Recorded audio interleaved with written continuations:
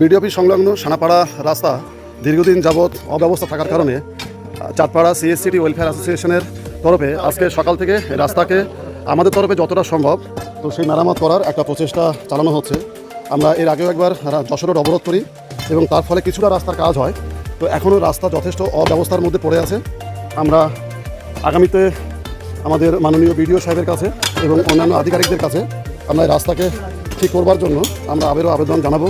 নাহলে এখানে হাজার হাজার মানুষের চলাচলের যে অব্যবস্থা, সেই অব্যবস্থাকে যাতে ঠিক করা যায়। আচ্ছা, আপনার কাছে কি মনে হচ্ছে রাস্তা কি ঠিকঠাক আছে? কোথায় ঠিক আছে মশাই? কোথায় ঠিক আছে বলেন তো? রাস্তা ঠিক নেই। আপনাদের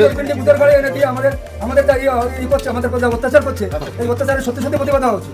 যাক, আমরা একদমই এই সাধারণ গ্রামবাসীরা যারা প্রতিদিন মর্নিং ওয়াক করে তাদের থেকে আমরা একটা রিভিউ নিলাম। তো এটা যে আমরা এই যে রাস্তার সুব্যবস্থা করবার জন্য আমরা অনতিবিলম্বে বিডিও সাহেবের কাছে আবেদন জানাবো। আমরা না হলে বৃহত্তর গ্রামবাসীদের নিয়ে আমরা আবারও রাস্তা অবরোধে যাবো, তাই তো? যাওয়া উচিত বলে আমি গ্রামবাসী হিসেবে আমি এটা মনে করি যে এই একটা সত্যি আমাদের এই জায়গাটা যে অবস্থা করে রেখেছে, এটা করে জল চলে মানুষের প্রতিনিয়ত দুর্যোগ এবং দুর্ঘটনার সম্মুখীন প্রতিনিয়ত আমরা দুর্ঘটনার সম্মুখীন হচ্ছি। তো ঠিক আছে, আমরা গাড়ি নিচে পড়ে মারা যাবো, তার কোনো রকমই নেই। আচ্ছা, আমরা আজকে আমাদের তরফে, আমাদের এনজিও তরফে এবং সাধারণ সচেতন গ্রামবাসীদের তরফে আমরা চেষ্টা করছি কিছুটা চলাচলের উপযুক্ত করবার জন্য। তো সেই জায়গাগুলো আগামীতে যাতে আমরা প্রশাসনের দৃষ্টি আকর্ষণ করবো।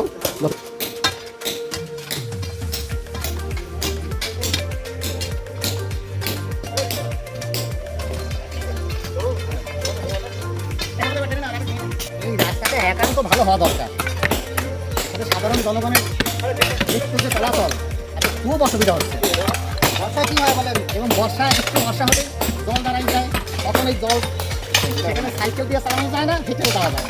এবং গ্রামবাসীদের উদ্যোগে এবং এনজিওর উদ্যোগে এই কাজটাকে আপনি কীভাবে দেখছেন? এটা খুব সুন্দর পরিকল্পনা, সুন্দর কাজ হচ্ছে এবং এই ধরনের কাজে আমাদের সকলের সহযোগিতা করা দরকার।